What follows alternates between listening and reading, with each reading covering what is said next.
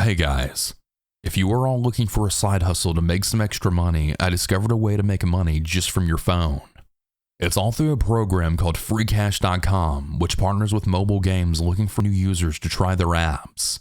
I'll show you how it works, and it is 100% legit.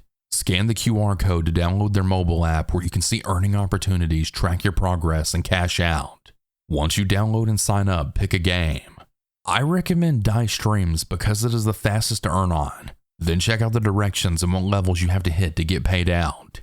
Once you hit the levels, the money will clear into your freecash.com app where you can cash it out. Freecash.com is completely free, and they're looking for people to try out the games they have partnered with.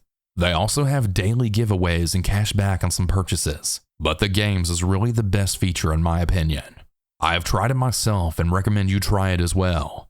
It's not going to make you rich, but if you already like mobile games anyways, it's a way to make $10 to $20, with some games paying $300 plus if you really want to dedicate the time. Scan the QR code or hit the link in the description and check it out. It's completely free.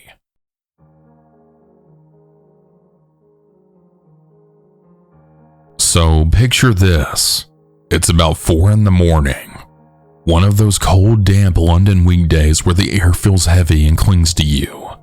I'd fallen down a video game rabbit hole, surfaced hours later, and I realized two things. One, it was obscenely late, and two, I'd completely forgotten to eat dinner. A quick, desperate scan of the kitchen confirmed the worst. Nothing. Damn it. My only hope was the 24-hour McDonald's drive-thru down the road. It's maybe a 10-minute walk, mostly through quiet suburban streets that feel almost unnervingly still at that hour. Coat on, I headed into the pre-dawn gloom. Habit took over, and I immediately stuck in my earphones, scrolling through my phone to catch up on the messages and notifications I'd blissfully ignored for the past several hours. In hindsight, I know exactly how that looks.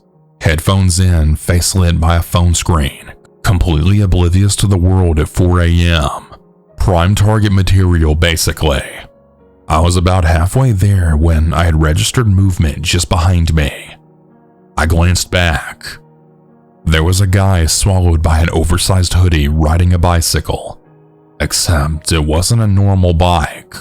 It was painfully obviously a child's pink bicycle. The tiny frame looked ridiculous underneath him. He wasn't going anywhere specific, just doing slow wide loops on the empty street, always ending up slightly behind me. Now, I've lived in London for about 3 years. You see weird stuff. It's part of the background noise. My default programming kicked in. Head down, keep walking. Don't make eye contact. He'll get bored eventually. You know, standard operating procedure for navigating the city's low-level strangeness. But then he wasn't behind me anymore. He smoothly cycled up right alongside me, matching my pace. The ignore it strategy suddenly felt very thin. He was muttering something. It was clear he wanted my attention. Reluctantly, I pulled out one earbud, still walking, trying for casual indifference. My automatic defense mechanism fired off before I even properly heard him. "I'm sorry, I don't have any change." That's when I made the mistake of actually looking at him. He wasn't asking for change. His eyes locked onto mine, and there was a hard, focused intensity there that immediately set off alarm bells. My gaze flickered down. His right hand was shoved deep into the front pocket of his hoodie, pushing the fabric outwards. Oh, it wasn't a slow dawning realization, more like a sudden plunge into ice water. The casual weirdness evaporated, replaced by cold, sharp-edged fear. That's when I properly registered his words, spoken low but clear. "Give me your phone." My feet kept moving, seemingly on autopilot, but the rest of me felt frozen. My brain felt like it was buffering, trying to process the demand against the very real possibility of what was in that pocket. Is he bluffing? Is that a knife? Is this phone I literally just got and definitely can't afford to replace, worth getting stabbed over? The mental calculus was frantic and terrifying. We were still moving forward side by side in this bizarre, terrifying mobile standoff. me staring straight ahead, hyper aware of him right beside me and my mind racing. And then a sound. The distinct rumble of a car engine growing louder. Headlights swept across the end of the street, illuminating the junction just yards ahead. A brief moment of blinding light. I shot a look back at the guy on the tiny pink bike. The thought flashed. Run! Make a break for the car, for the light. But before the thought could even translate into action, he abruptly swerved. He pushed off hard on the tiny pedals, cycling rapidly down the street, disappearing back into the shadows as quickly as he'd appeared. I just stood there for a second, heart hammering against my ribs. Then the next thought hit me. Crap, I still have to walk home. Needless to say, the McDonald's craving vanished instantly. On the way back, the headphones stayed off, and my phone stayed deep in my pocket, clutched in my hand. I also gave the quiet suburban streets a wide berth. Instead, I took the long way round, sticking to the main A road. It's noisy, choked with fumes even at this hour, and the pavement is basically a narrow, neglected strip inches away from speeding traffic. It felt horrible, but infinitely safer. The constant stream of headlights, the drone of engines. It was unpleasant, but it was a presence. Company of a sort. Thankfully, the rest of the walk was uneventful. No more unexpected cyclists emerged from the dark. But yeah, I'm just really glad that it wasn't as bad as it could have been. Guy on a tiny pink bike at 4 a.m. demanding my phone.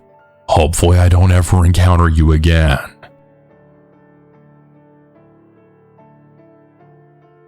It was July 2011.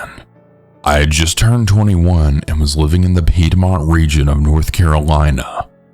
Dating apps were still in their infancy, and I found myself gravitating towards Craigslist personals. It was raw, anonymous, and wide open, each post a gamble. Users would write short ads with vague descriptions. Sometimes they included a blurry photo. Most of the time, it was just a few bold sentences dangling mystery and danger. Young and naive, I wasn't looking for love, just a quick, exciting connection.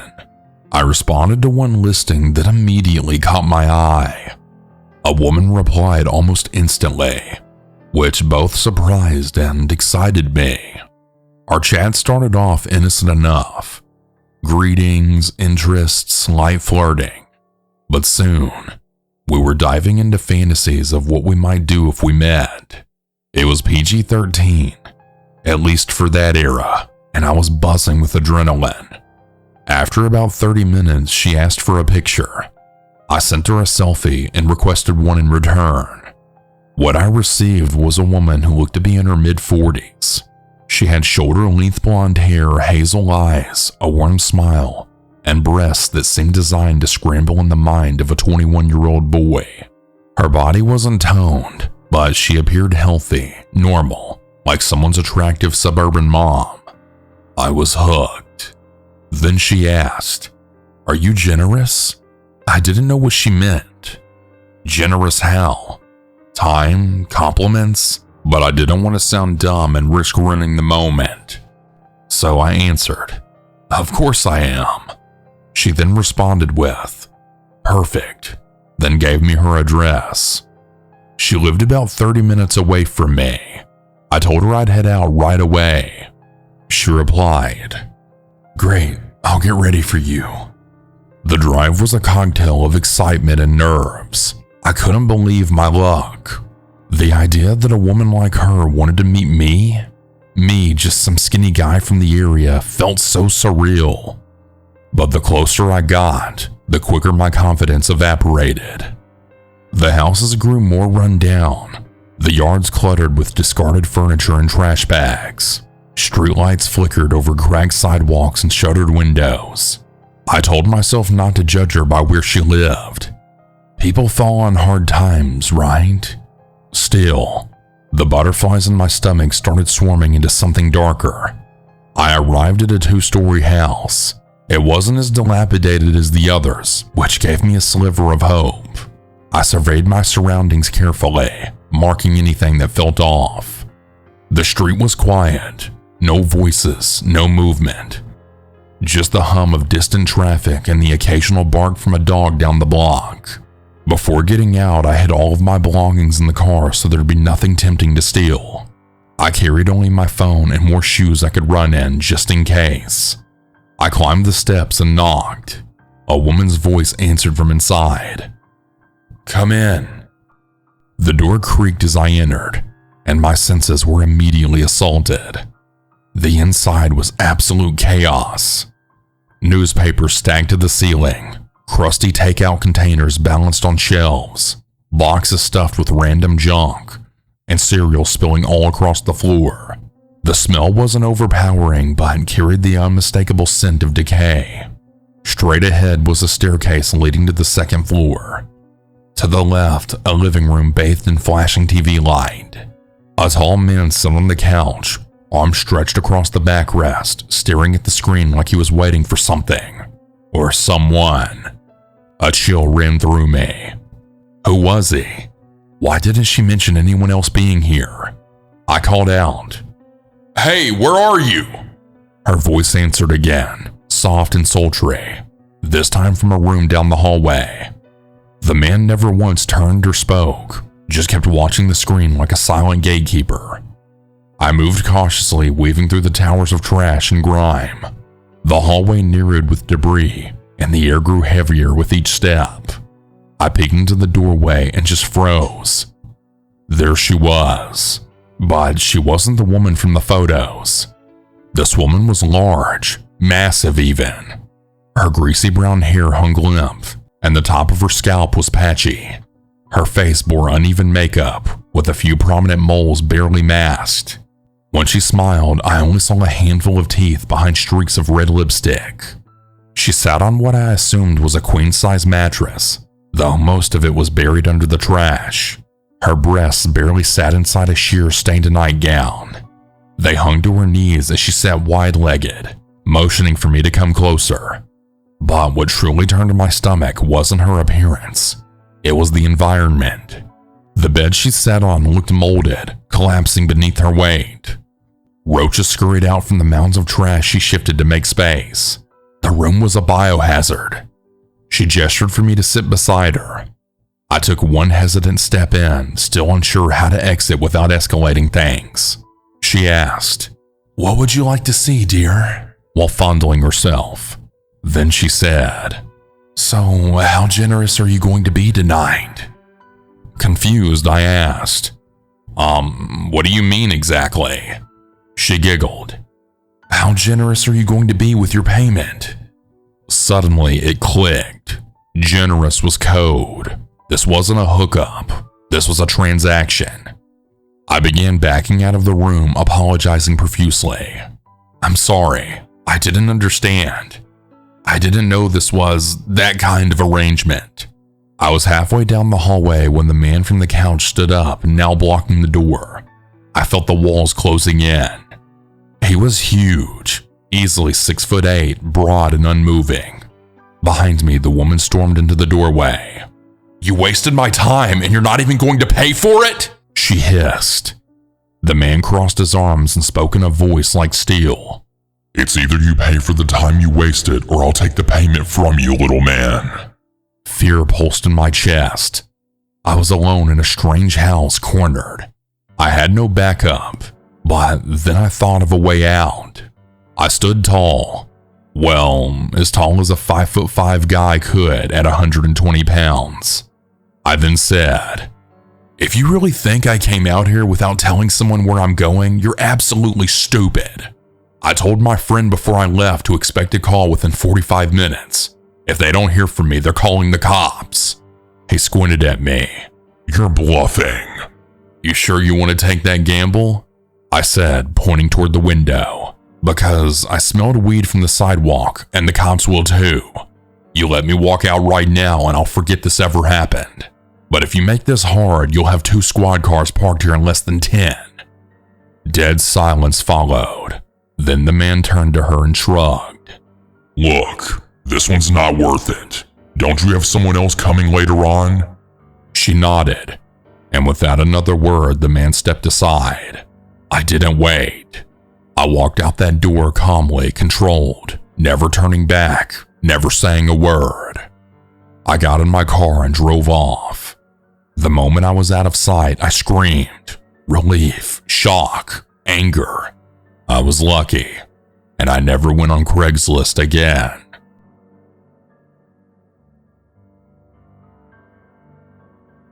The story happened roughly 15 years ago, and I just had to share it. Now that the company is dissolved, I shouldn't get into any trouble for sharing. I used to work for a company that built cars. I won't name the brand name or its location for privacy reasons.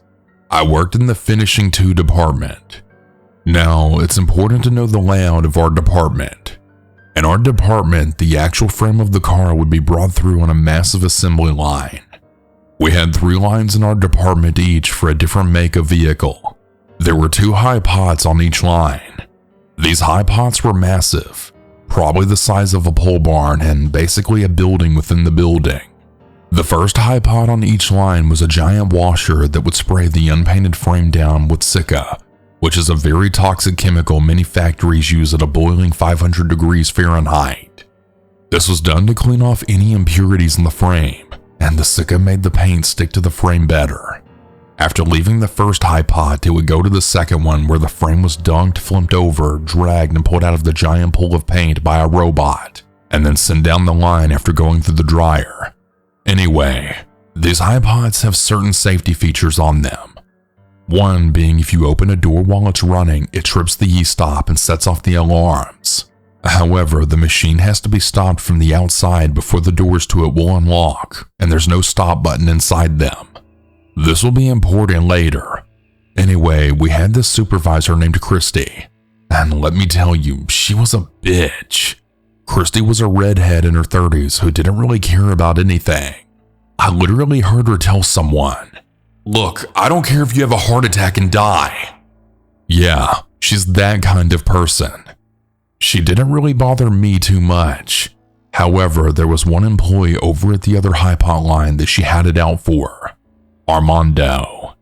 Armando was a Mexican guy in his 40s who had apparently immigrated to the United States only 4 years prior. He had been working there for roughly 1 year at this point. He was quiet, but he did a good job. Christy wouldn't leave him alone though, and whenever she thought nobody was listening, she would walk by him and just make really awful comments. One day I heard her walk by him and make an awful joke that I won't even repeat here. Little did she know this would set Armando over the edge. Later that day, I was running my line when I heard the alarms for the high pot washer on Armando's line go off. It probably just faulted out again, which actually happens regularly to all of our equipment. I didn't think much of it and just went back to my own line. 10 minutes later, I hear the alarms go off again, this time in a different tone, signaling the high pot is starting up. Then I hear screaming. Christy's muffled screaming. I look over and I see Christy in one of those plexiglass windows of the high pot washer screaming and banging on the door as the hot silica is being sprayed on her. I then look over to Armando and I'm expecting him to hit the e-stop or do something. But he doesn't. He just stands there watching with his arms crossed. I quickly run over the walkovers that cross over the conveyors. I have to cross 3 of those to get in his line, which takes about 1 minute. I run over to the control panel and press the e-stop, which unlocks all the doors on the high pot washer and sets off the alarms as well. Christy stumbles out of the access door to the high pot, and I'll never forget the horrifying scene of flesh melting away from her bones and blood beginning to ooze out that awaited me. Eventually, paramedics arrived and Christy was taken away, and Armando was taken away in handcuffs by the police. Apparently what happened is Armando stopped the washer and then just walked away. When Christy noticed it was down, she came over to investigate, and then went inside it as well when she didn't see Armando around. Armando then shut the door behind her and locked it and then started it back up again, spraying her to death with scalding hot silica. Apparently he was so sick of her harassment and apparently HR had done nothing about it that he just finally snapped.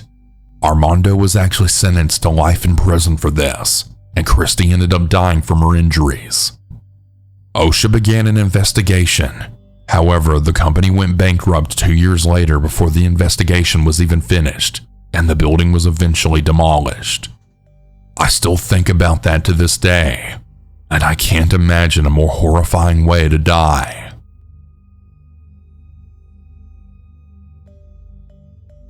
I've been working at the same law firm in New Orleans for almost a year. I'm a fresh young female attorney who primarily works in Sub-Box 1 mass torts lawsuits. As of lately, things have been fairly unsettling at the workplace. What makes it worse is that nothing's being done.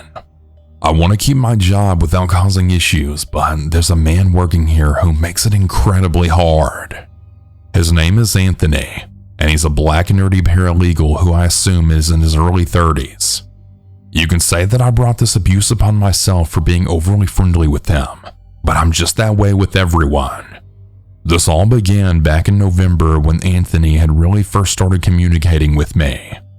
He came off as distant at first, but then he would always wave and stare at me. He would also do this strange salute type of gesture whenever he would see me. Nothing too crazy, but in hindsight, it is a little weird. He would always be at the office very early and would hang out in the kitchen making the coffee. I came in early one day and decided to grab a hot cup of joe. Anthony was in the kitchen. I smiled and said hello, and he just stared at me while I worked on making my own cup of coffee. I had trouble reaching a cup until I saw his hand reach up and grab it for me. He then talked to me for a little bit. He was very awkward and tended to sweat a lot. My guess was that he was just nervous. He then told me if I ever needed a hand with grabbing things out of reach to shoot him a team message. I laughed and got to work. As time went on, I noticed he would do very awkward and strange things like stand there awkwardly in silence whenever I was chit-chatting with the other coworkers. I began to tell myself that he might just be a little on the spectrum and that he was just probably completely harmless. Our Christmas party is usually the first weekend in December, and our firm goes all out for us. Our first night is a cocktail hour. The second is a formal dinner, and Sunday's a day of fun activities all around the city. All events paid for by the firm. That Friday at work, everyone was hanging out, opening bottles of wine, beer, and booze, and just enjoying each other's company. I noticed Anthony kept hovering around me as he tends to do to select people when we were all in the same room for whatever reason. I was staying sober for the night because I didn't want to get sloppy at my first Christmas work event and be that guy. I noticed it ended up just being me, Anthony, and a coworker of ours, Melanie, at a table eating together. Melanie was probably in her mid-40s, a little older, but a very pretty and kind woman with a southern accent. We were both laughing at Anthony and how he was acting a little over the top for his usual calm self. He would talk loudly and say little things while jumping up and being very animated. He was sweating profusely while doing so as if he were on drugs or something. It was kind of like watching Chris Farley, but way less funny and more awkward and concerning. Although it was awkward, Melanie and I were still laughing to be nice. Anthony went to the bathroom and Melanie started to gossip. "You know, he seems nice, but he kind of gives me the creeps," she said. She told me how uncomfortable it makes her when he stands behind her and then says nothing and just slowly walks away. She said one time she swore that he was following her home in his car, but it was hard to tell because she said his car stopped at the end of her street. I laughed and just told her something like, "You know, I think he's just a little under the umbrella. Anthony is harmless." "I mean, are you sure it's him?" The mood of the conversation then got a little more serious. She looked me dead in the eyes and told me, "Girl, I've been working my whole life in these types of environments. Do not give a man like that any reason to think you're easy to walk on, because it'll be a stray dog situation and no one will believe you." I brushed it off and I kind of just told myself that Melanie was probably racist. Little did I know I was really giving food to a stray dog that just wouldn't go away. As the workday began to fade into the pregame before cocktail night, I thought maybe it was time to go home and get ready for the event. As I was walking out of the office, I saw Anthony sitting on the curb. He very obviously had too much to drink and he looked a little bored sitting on his phone. "Hey man, what's up?" I said. He He looked at me with a grin and said he lived an hour and a half away and was just going to kill time before the cocktail event. Are you going to meet up with friends? I asked. No, I'm just probably going to sit here and play on my phone, but it might die. I felt very bad for him at the moment and felt like I almost needed to do something nice. Well, I live a few blocks down the road. Why don't you come hang out with me in my apartment while I get ready? I asked, hoping and expecting that he would say no. That sounds pretty cool, he said. I cringed as we walked to my car. The ride there wasn't so bad. He just talked a lot about video games, Magic the Gathering, and other nerdy stuff that I wasn't really familiar with. I just pretended to be interested. When we got to my apartment, my roommate wasn't home, but luckily I kept a baseball bat right under my bed in case anything weird happened. I told him we had a few seltzers and beers in the fridge, and that he could help himself if he would like while I took a quick shower. While I was showering, I just kept thinking how stupid I was for getting myself into this. He was so weird and awkward. What if Melanie was right? What if he did stalk her? And then out of my peripheral vision, I saw him. I usually tend to gaslight myself into thinking I'm crazy, but this time I knew what I saw. It was a flash of light near the bathroom door and a familiar flashing light. It was 100% an iPhone camera flash. I waited and then peeked out of the shower and saw nothing.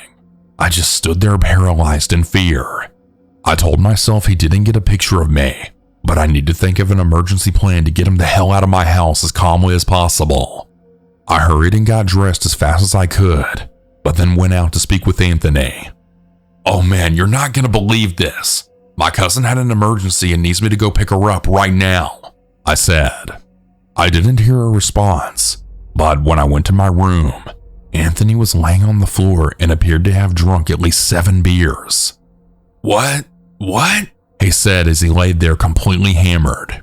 She doesn't feel so good. I had too much to drink. Bro, did you just chug like 6 beers in 10 minutes while I was in the shower? I knew that I had gotten myself into a real pickle and I was screwed. I couldn't tell if he was actually drunk or faking, but he wouldn't get off the floor of my bedroom. Anthony, dude, come on. You've got to get it together. I have to go. He just laid there and began to act like he was falling asleep. I went into the living room and pretended to call my cousin to let her know that I wouldn't be coming to help her. I sat in my living room in disbelief. What the hell do I do? Leave him here? Hang out with him here?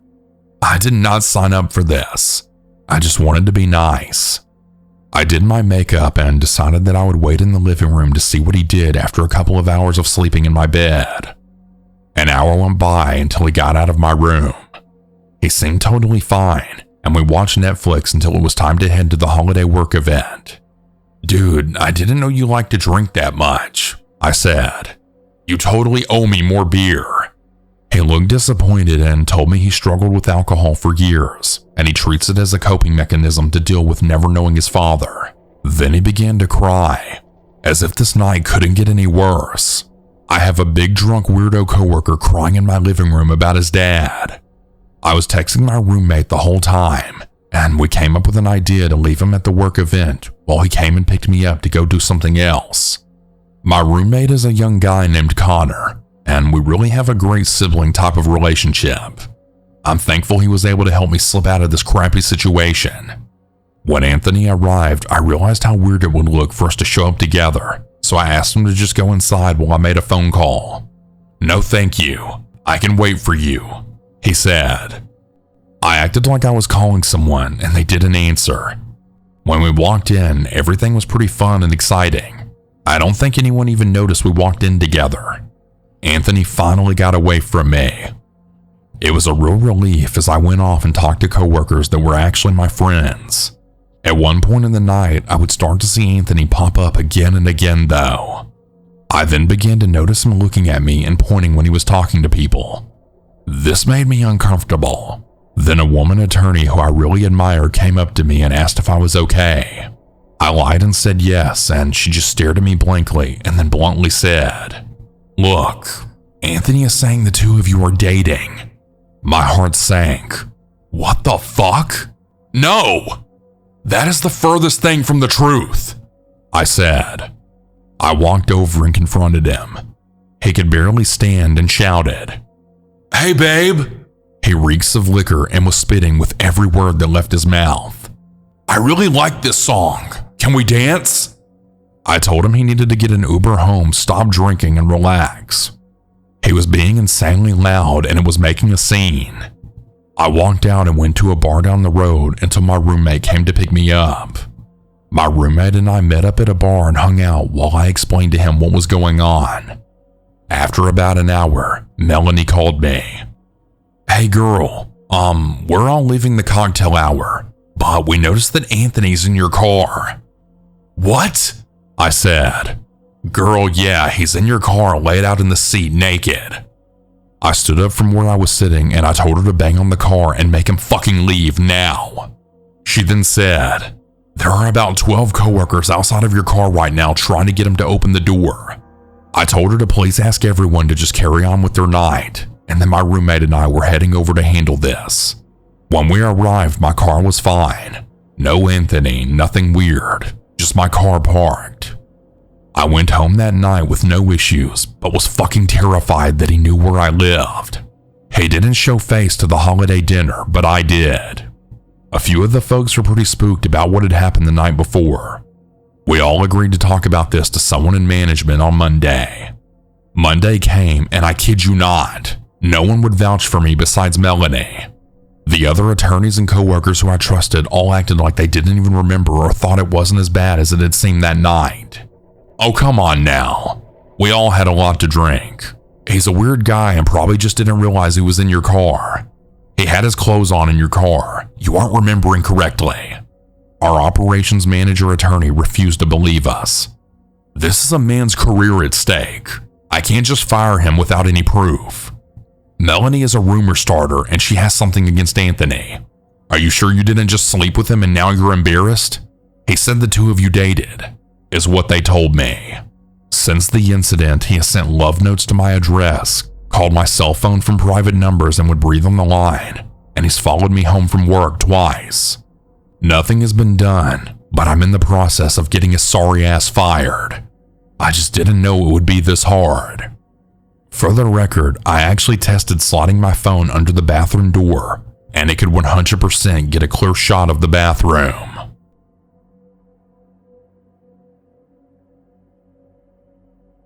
I guess to start off, my life up to 2005 was pretty traumatic and heartbreaking. That being said, not much really scared me 20 years ago when this happened. The story is more creepy than anything else, I guess. I started working at a Burger King in my town, and things went really well. However, there was this one coworker who called himself Tom. He looked normal enough, and most people liked him. I don't know what it was about him, but I refused to work with him. He would give me these creepy dead-eyed smiles and try to be near me whenever he could. I would get nauseous around him, and my manager told me to get over it or be fired. About a week after talking with the manager, Tom disappeared and never again showed up for work. More time had passed, and my coworkers and I found out that his name was in fact not even Tom. He was a child predator who was wanted in Kansas. At the age of 17, I looked about 14. That creeps me out even further. I have many more stories about creepy encounters and various types of assaults from strangers, foster parents, and blood family members alike. This was one of the first though, so I thought I'd share it. Please be safe out there, everyone.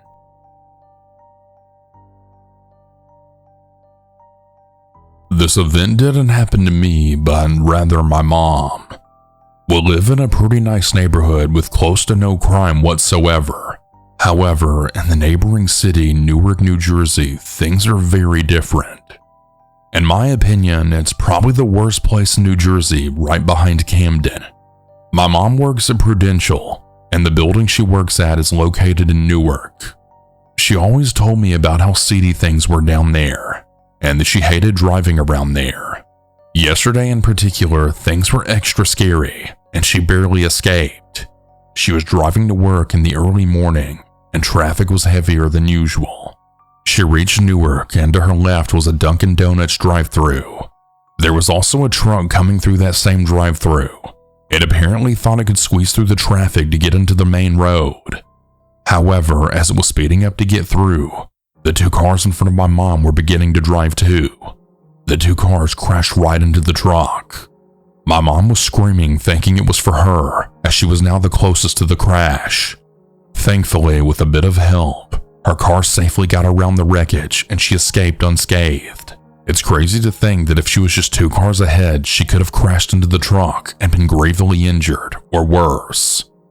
She got to work safely and she let us know about the situation and that she was okay and at work.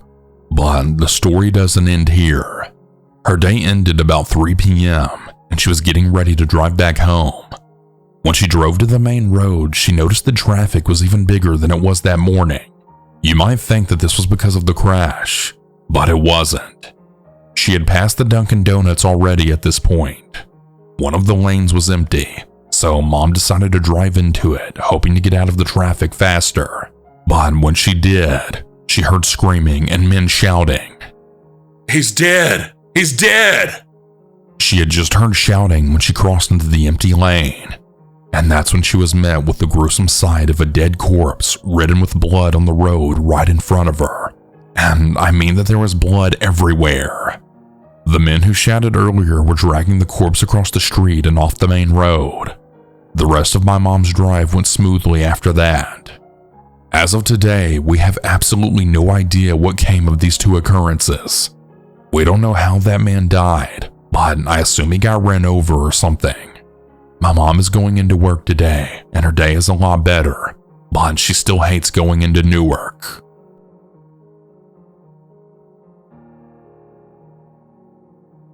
My name is Reed, and I'm a 25-year-old male. This is about the time I had a stalker at my job at a restaurant where I worked as a bartender. I never thought much about the people I worked with at the restaurant. It was just a job, something to pay the bills while I figured out the rest of my life. I bartended every night, working the late shift. Most of the customers were regulars, old faces, late-night drunks, the occasional couple on a date. Nothing ever really stood out. That is, until I met her. Her name was Clara. She started about 3 weeks after I did, filling in for shifts when we got slammed. She wasn't anything special at first, just another person trying to get by. Tall, dark hair, a little too much makeup for the job. I never paid her much attention, just another face behind the counter. But there was something about her that just started to feel off. It was little things at first, like how she always stood just a little too close when we talked, or how she'd smile just a bit too long when she handed me an order. I didn't think much of it. I just chalked it up to her being new, maybe a little nervous around me or the job. But then it kept happening. She'd linger around the bar when it wasn't her shift, watching me work, asking if I needed help when I clearly didn't. She'd comment on how I made drinks or how I interacted with the customers, even though she wasn't exactly an expert herself. I caught her looking at me from across the room, her gaze lingering just a little too long. At first, I figured I was just imagining it, but after a few nights, I started to feel more like she was studying me. One evening, I was wiping down the bar after the last call when she came over. She had this tight smile on her face, but it didn't reach her eyes. "You're really good at what you do," she said, her voice soft but not exactly casual. "You've got this ease about you." I smiled back, kind of unsure on how to respond. "Thanks, I've been at it for a while." She nodded, her fingers lightly tapping the edge of the bar almost absent-mindedly. Then she said, "Maybe we could hang out sometime. You know, outside of this place." I didn't know how to respond. I wasn't rude, but I wasn't interested either. "I don't really think that'd be a good idea," I said, trying to keep my tone friendly. "I'm actually pretty busy outside of work." Her face faltered for a second, but she quickly recovered. "Oh, no worries. Just thought I'd ask." The next night, she had handed me a folded piece of paper when no one else was looking. She smiled like it was some kind of secret. "Just in case you change your mind," she said softly. "I'd like to spend more time with you." I opened the paper after she left. It was a phone number. I wasn't really sure what to make of it. I didn't want to be rude, so I pocketed it, figuring I could just ignore it if it came to that. But the whole interaction left a weird feeling in my stomach. Something didn't feel right. The following week, Clara's behavior escalated. She started showing up at the bar on nights when she wasn't scheduled to work. I'd be mixing drinks, and there she was, sitting at the counter with her usual drink, just watching me. At first, I thought she was just a regular customer, but then I noticed how she'd order the same thing every night, sip it slowly, and watch me work as if she was analyzing every little thing I did. I'd catch her staring at me when I wasn't looking, and when I didn't look up, she'd quickly glance away like she'd been caught doing something she shouldn't have. The worst part was how she never seemed to talk to anyone else. She'd just sit there waiting for a moment when I wasn't busy to talk to me.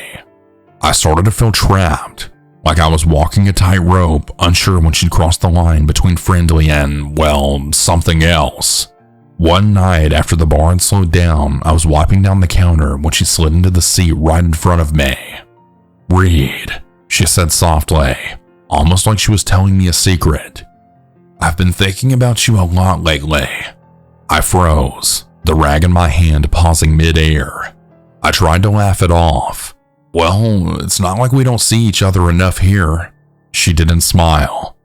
"No, I mean, I really think we have something special. You're not like the other guys. You don't just see me as a bartender. You see me." I wasn't sure what to say to that. I didn't feel any special connection whatsoever.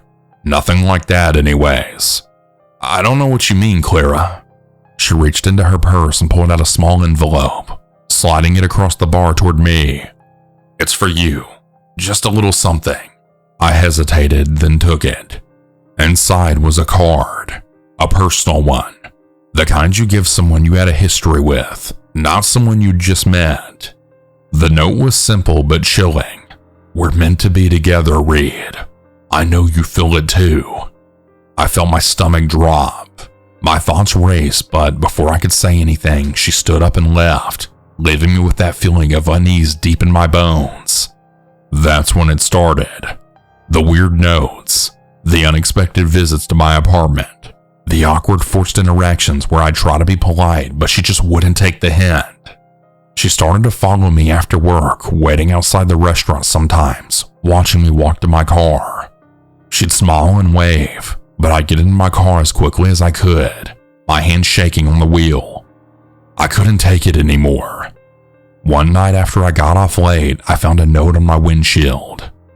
"I know where you live, Reed. I'll be there soon." I went cold. I didn't know how she found out where I lived, but I couldn't ignore it. This wasn't some harmless crush anymore. She was stalking me. I had to talk to my manager. I told him everything. How Clara was making me uncomfortable. How I was scared to come to work. How I was feeling trapped by her constant presence. He listened, but I could see the doubt in his eyes. It was hard for him to believe me at first. But when I showed him the note on my windshield, his face dropped. The next day, Clara was fired. I'd heard from the other staff that she had been let go for unprofessional behavior. They didn't go into details, but I knew it was more than that. I wasn't the only one she had been bothering. Apparently, she'd been sending strange texts to a few other coworkers too, but I didn't find that out until later.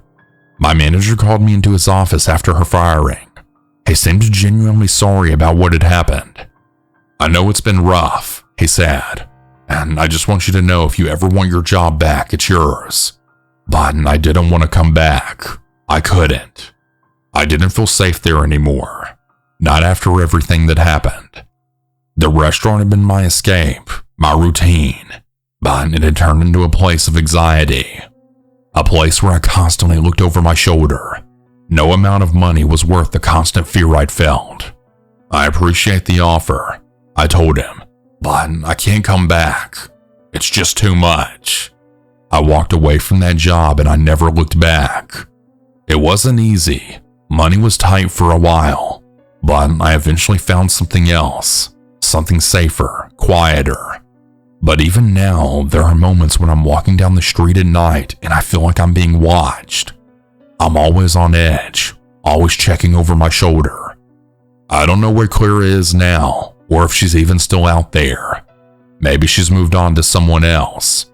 But I've learned that some things just stay with you even after they're gone. And for me, the worst part isn't even the fear anymore. It's the question that keeps me up some nights. What if she's still out there, waiting for me to slip up again? But that's a problem for someone else now.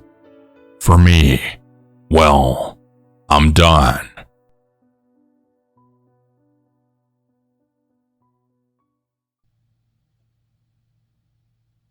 Hi everyone, I hope you enjoyed today's stories. I know that you're probably all sick of me talking about this and promoting it, but here I am. I've been streaming on Kick for a couple of months now, and I stream multiple times a week. I started doing this around the time that I face revealed, and it's been a lot of fun. And it's kind of been my new venture that I've been doing when I'm not working on stories. I do a lot of different things over there. I play games, sometimes I react to certain videos, pretty much just a bit of everything. It's a lot more fun for me personally, and it's also more interactive and engaging. If that sounds like something you'd be into, consider checking it out. Regardless, I appreciate all your support, whether it's over here or on Kick. But yeah, it would mean a lot if you'd consider checking it out sometime. Anyways, it's kick.com/Southern Cannibal. Alright, have a good day everyone. And remember to always stay hungry. This shit reminds me of like the black, that black stuff that gets on Spider-Man. The symbiote or whatever it's called. Holy shit! No! Oh my God! Bruh.